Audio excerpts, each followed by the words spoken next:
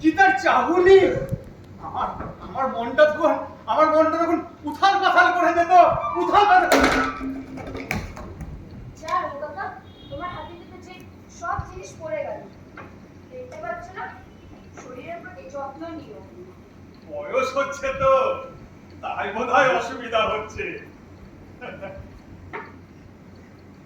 আচ্ছা আচ্ছা মধু, তোমার এখন কোন ক্লাস হলো?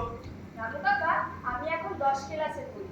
বাবা বলেছেন বড় হয়ে সরকারি চাকরি করতে, তারপর আমি সবাইকে সাহায্য করব। চলি। আহা, সে তো বেশ ভালো হবে। আহ, এ তো ভাষা নয়, যেন ভালোবাসা।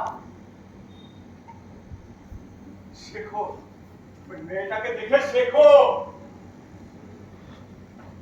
বাবা, মেয়েটা তো ঠিকই বলেছে। তুমি তোমার শরীরের প্রতি কোনোই যত্ন নাও না।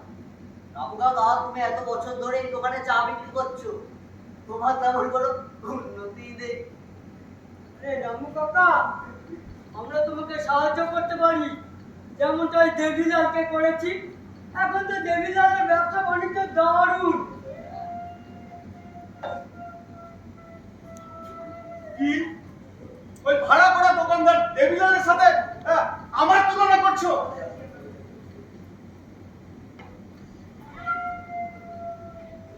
আচ্ছা আচ্ছা, সাহায্যটা কেমন শুনতে পারি?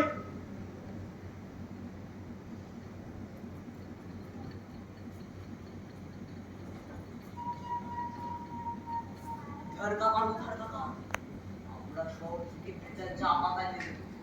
তুমি চা বেশি বিক্রি করো, আমাদেরও 2 পয়সা